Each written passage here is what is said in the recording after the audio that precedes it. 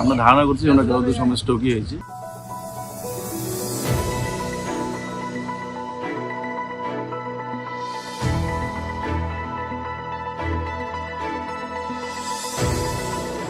মাটিগাড়ার শিব মন্দির medical rail gate সংলগ্ন এলাকায় এক ব্যক্তির অস্বাভাবিক মৃত্যু। ঘটনায় 3 ঘন্টা পেরিয়ে গেলেও ঘটনাস্থলে পৌঁছায়নি প্রশাসন। মেডিকেল রেলগেট সংলগ্ন একটি কনস্ট্রাকশন সাইটে নিরাপত্তা কর্মীর অস্বাভাবিক মৃত্যুর ঘটনাটি ঘটে। সাইটের গেটের পাশে ওই ব্যক্তির মৃতদেহ দেখতে পেয়ে ঘটনার খবর দেওয়া হয় মাটিগাড়া থানার পুলিশকে। তবে এলাকাবাসী ও কনস্ট্রাকশন সাইটের মালিকের দাবি, প্রশাসনকে জানানো হয়েছিল মৃতদেহ উদ্ধার করে ময়নাতদন্তের জন্য উত্তরবঙ্গ মেডিকেল কলেজ ও হাসপাতালে নিয়ে যাওয়ার জন্য। অস্বাভাবিক মৃত্যুর ঘটনায় ক্ষোভ প্রকাশ করেছেন এলাকাবাসীরা।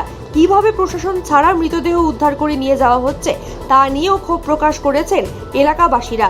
মৃত ব্যক্তির নাম তাপস চক্রবর্তী। তিনি আলিপুর দুয়ারের বাসিন্দা। বিগত 1 মাস ধরে ওই সাইটে নিরাপত্তা কর্মীর কাজ করছিলেন। এই যে আমাদের এখানকার নাইট গার্ড উনি, ঠিক আছে, রাত্রেবেলা উনি এখানে খাওয়া দাওয়ার পরে এখানে আসছিল। যতদূর সম্ভব মনে রাত্রেবেলায় স্ট্রোকই হয়েছে। হ্যাঁ, উনি ছিলেন হলো প্রেশারের রুগীও ছিলেন, প্লাস হাই সুগার ওনার ছিল আর কি। ওনার বাড়ি আলিপুরদুয়ারে। আমরা সকালবেলা এখানকার খবর দেওয়াতে আমি এখানে আসলাম, এসে দেখলাম যে এরকম ডেড বডি পড়ে আছে। আমরা ধারণা করছি ওনার যতদূর সময় স্ট্রোকই হয়েছে। এখন মেডিকেল কলেজে নিয়ে যাচ্ছি, পোস্টমর্টম করলে কি হয়েছে সেটা।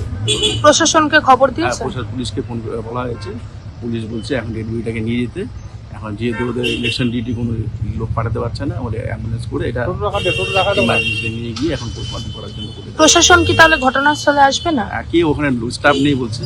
উনি মেজবাবু বললো যে আপনারা এটা নিয়ে গিয়ে ডেড বডিটা এখন মেডিকেল কলেজে নিয়ে যান, ওখান থেকে পোস্টমর্টম করে তারপরে আপনারা যাই করে।